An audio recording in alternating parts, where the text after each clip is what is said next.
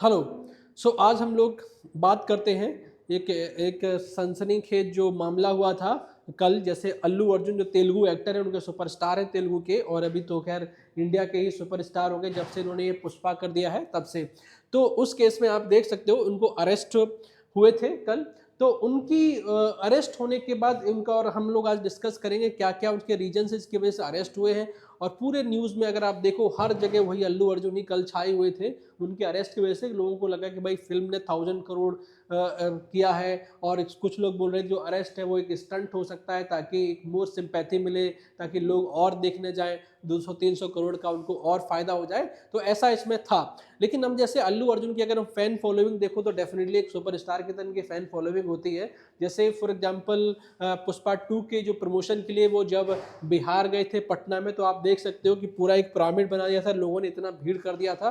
तो जब सोचो पटना में उनके लिए इतना भीड़ हो गया है, तो अगर हैदराबाद में अगर वो आएंगे और अगर पुलिस ने सही से बंदोबस्त नहीं किया तो क्या हो जाएगा कि स्टाम्पीड हो जाएगा और उस भगदड़ में डेथ भी हो सकती है। तो वही हुआ था। जैसे कि आप देख सकते हो यहाँ पे हमारी स्क्रीन पे कि जो ये महिला है जिसका मतलब फॉर एग्जांपल डेथ हुआ था जिसमें, तो ये जो महिला है इनका जो केस था जहाँ पे जो 39 ईयर्स ओल्ड है, तो इस महिला की जो डेथ हुई थी स्टाम्पीड में जब वो हैदराबाद में गए थे संजय थिएटर में। तो वहाँ पे ऐसा हुआ था, और एक उनका एक सन भी है, और वो सन जो है वो क्रिटिकली इंजर्ड है, वो अभी भी हॉस्पिटल में है। तो आप देख सकते हो कि स्टाम्पीड भगदड़ में ये सारी चीज़ें हो गई थी। तो जब एक एजेंडा एक चल रहा था आज तक और इंडिया टुडे का, तो उसमें पूछा गया था, जो तेलंगाना के चीफ मिनिस्टर थे उनसे ये पूछा गया कि जो अरेस्ट है ये पॉलिटिकली मोटिवेटेड तो नहीं है। तो उस केस में जो तेलंगाना के जो सीएम थे रेवंत रेड्डी, उन्होंने बोला था कि ये एक पॉलिटिकल ओके स्टंट नहीं हम कर रहे हैं। आप लोग सिर्फ और सिर्फ क्वेश्चन एक सुपरस्टार के बारे में पूछ रहे हो। सुपरस्टार ने तो अच्छा खासा पैसा कमाया, उसका तो बिजनेस हो गया है, लेकिन एक महिला ने जो है ना अपना ओके जिंदगी खोई है, घर ने एक एक उसकी माँ खोई है, बच्चा जो है वो अस्पताल में है। No one is asking about that. तो that what is asked by Telangana CM की जो ये चीज़ जो हुई है उसमें एक किसी की जान गई है, तो पुलिस जो है ना अपना काम पूरा करेगा। तो ये ऐसा चीज़ था। लेकिन जो सरकार है, जैसे रेलवे मिनिस्टर अश्विनी वैष्णव, इनको कुछ लोग मजाक मजाक में रील मिनिस्टर भी बोल देते हैं कि बहुत सारी रील पोस्ट करते रहते हैं। तो इन्होंने भी बहती गंगा में हाथ धो लिया है। इन्होंने क्या बोल दिया, Congress has no respect for the creative industry and arrest of Allu Arjun proves it again. Again इन सब में आपको क्यों पढ़ना था, लेकिन आप जो है ना कि मन ही नहीं मानता है। रेलवे में इतना सारा स्टाम्पेड हुआ, रेलवे में इतना सारा एक्सीडेंट हुआ, जब आप पे कोई केस नहीं हुआ तो इनको यही लगता है कि जब हम पे कोई केस नहीं हुआ तो अल्लू अर्जुन का पे केस क्यों होना चाहिए था, क्योंकि डायरेक्टली उस महिला को अल्लू अर्जुन ने तो नहीं मारा था, ऐसा शायद इनका मानना होगा। इसलिए उन्होंने इस पर ट्वीट कर दिया है। तो आप देख सकते हो कि ऐसा क्या था कि जो पुष्पा 2 का जो मूवी था उसी प्रीमियर में women killed and boy injured at Sandhya theatre. तो आप देख सकते हो ये जो है ना वो संध्या थिएटर है, जो हम आपको इमेज दिखा रहे हैं संध्या थिएटर है। और आप देख सकते हो कितना बड़ा इन्होंने यहाँ पे एकदम पूरा बड़ा सा फोटो लगा के रख दिया। कितनी सारी भीड़ है, सोचो यहाँ पे अगर अल्लू अर्जुन आ जाएंगे तो लोग में इतना भगदड़ मच जाएगा, इतना इंफ्रास्ट्रक्चर भी उतना अच्छा नहीं है। तो अब क्या होगा कि डेफिनेटली किसी न किसी का डेथ हो ही जाएगा। तो ये एक ऐसा चीज़ है कि ये जो सेलिब्रिटी है उनको अवॉइड करना चाहिए, क्योंकि उनकी वजह से डेफिनेटली डेथ होता ही है। लेकिन जब ये बोला गया कि जो थिएटर था, उन थिएटर वालों ने, जो संध्या थिएटर था, सॉरी हम संजय थिएटर बोल दिए, संध्या थिएटर का मामला था। तो संध्या थिएटर से ये बोला गया कि आपने पुलिस को खबर नहीं की, you have not inform the police regarding the बंदोबस्त। लेकिन संध्या थिएटर ने क्या बोला कि हमने एक लेटर लिखा था, देखो, टू असिस्टेंट पुलिस कमिश्नर, और वहां लिखा था, we request you at the arrange to provide police बंदोबस्त एट Sandhya theatre, okay, in connection of the release of Pushpa 2, the hero, the heroine and the VIP and production unit of the film are coming to see the movie। और ये था किस date के लिए, 4 दिसंबर and 5 दिसंबर को। तो उन्होंने साफ साफ बोल दिया है कि भैया हमने तो आपको भाई बोला था, आपकी जो पुलिस है, आपकी पुलिस ने जो एक्शन नहीं लिया है, अब हम इसमें क्या कर सकते हैं। तो यही हुआ था कि आप जो ये भाषा है आज बहुत खुश होंगे कि मूवी में तो सही से उतना एक्शन नहीं कर पाए, लेकिन रियलिटी में तो डेफिनेटली आज उन्होंने जो है ना पुष्पा, जो आप फ्लावर समझे हो का, इनको पकड़ के रेलवे जो चिकबंडी पुलिस स्टेशन है वहां पे लेके चले गए। अब जब हम आगे बढ़ते हैं तो आगे बढ़ने में ये देखेंगे ऐसा क्या था जिसकी वजह से हुआ, कौन कौन से ऐसे केसेस हैं, और नहीं सॉरी कौन कौन से ऐसे फॉर एग्जांपल आईपीसी या जो सेक्शन है जिसके अंडर इनके अगेंस्ट केस हुआ है। तो लेकिन उससे पहले हम एक चीज़ और देख लेते हैं कि देखो इंडिया में क्या है कि स्टाम्पीड होता है, जैसे हाथरस स्टाम्पीड की हम बात करते हैं, उस हाथरस स्टाम्पीड में इतने लोगों की मौत हुई थी, 121 लोगों की मौत हुई थी।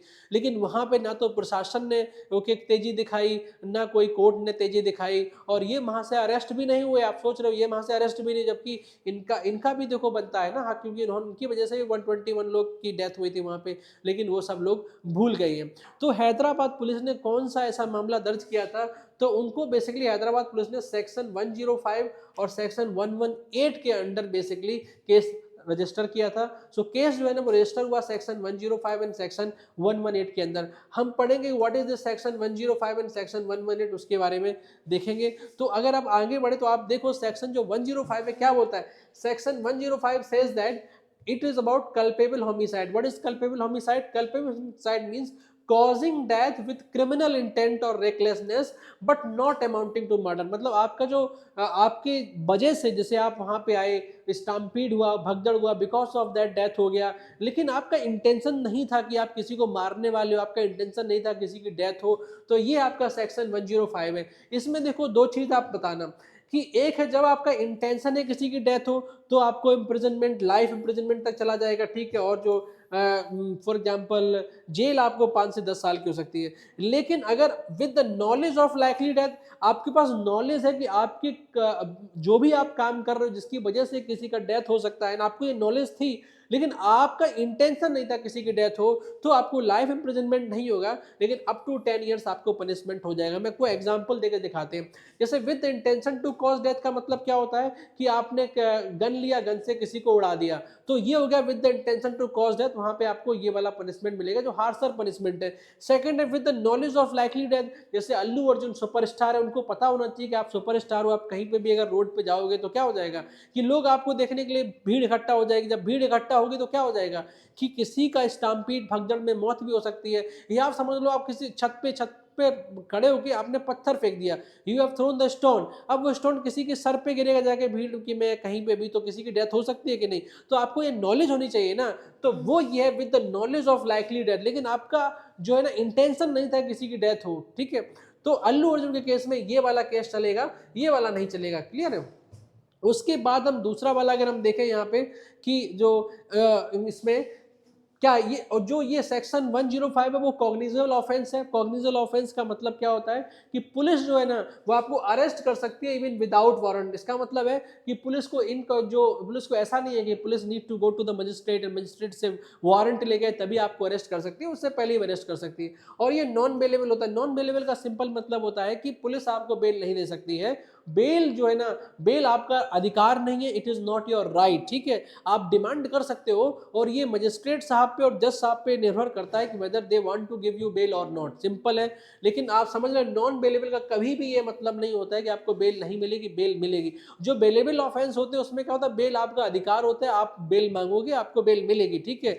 ऐसा नहीं है कि दूध मांगोगे तो खीर दे देंगे, ऐसा नहीं है। कश्मीर मांगो तो चीर देंगे, नहीं, बेल मांगोगे तो बेल ही मिलेगी। नॉन बेलेबल में ऐसा नहीं है। नॉन बेलेबल में क्या है कि आपको बेल तो मिलेगी लेकिन मजिस्ट्रेट साहब ही देंगे, जो बहुत सारे फैक्टर्स को देख के तब आपको बेल मिलेगी। तो ये चीज है। उसके बाद हम आगे देखते हैं नेक्स्ट में। तो नेक्स्ट में जो सेक्शन 100 है ये भी कुछ बताता है। सेक्शन 100 में दो एस्पेक्ट बेसिकली है, टू क्रूशियल एस्पेक्ट इसमें क्या है कि ये प्रूव करना है कि जो accused must cause the death with her actions. एक तो ये होता है। तो in Allu Arjun case evidence will have to show that his appearance caused the stampede. That means जो कोर्ट है और जो पुलिस है, इन्वेस्टिगेशन टीम है, उनको ये प्रूव करना है कि अल्लू अर्जुन के आने की वजह से ही भगदड़ हुआ है और उसी वजह से डेथ हुआ है। मतलब ही इज रिस्पॉन्सिबल और his security team is responsible, वो इनको प्रूव करना है। तो इसको प्रूव करना कोई इतना डिफिकल्ट नहीं है कोर्ट के लिए, वो इजी से वो कर सकते हैं। और जो दूसरा एस्पेक्ट यहाँ पे आता है उसमें वो ये है कि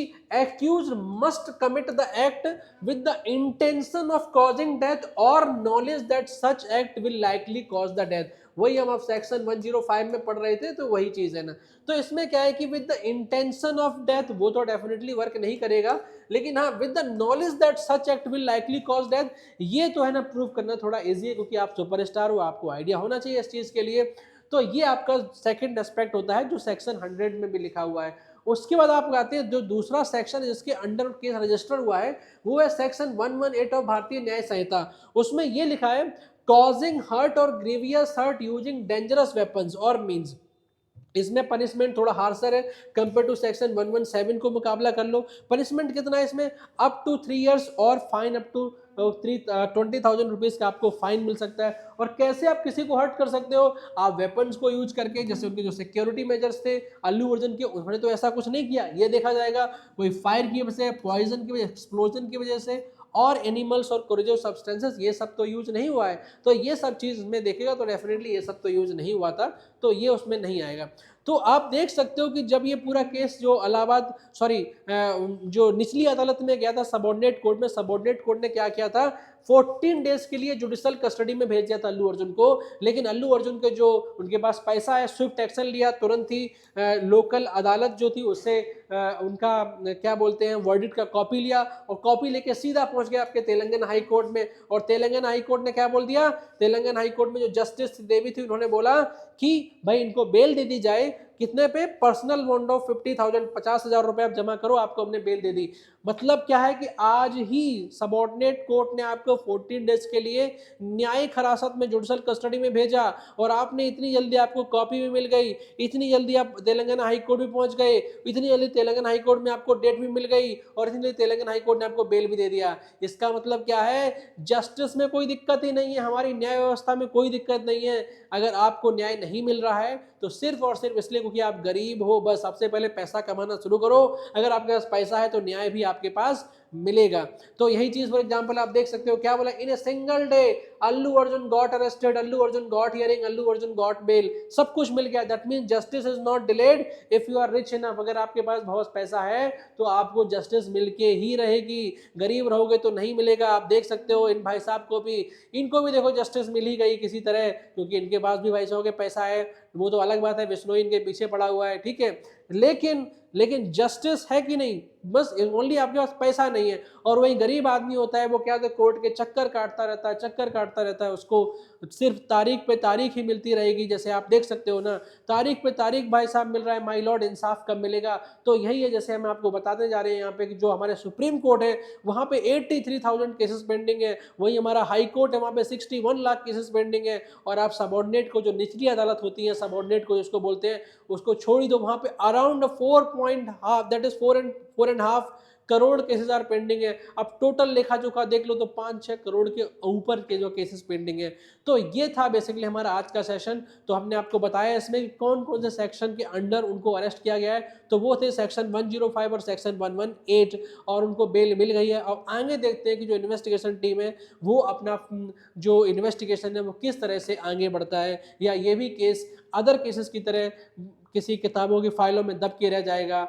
लेकिन जो पीड़िता है, जो पीड़िता के परिवार वाले हैं, क्या उनको जस्टिस मिल पाएगी या नहीं, आज हम आपको यहीं पर छोड़ते हैं। Thank you, all the best.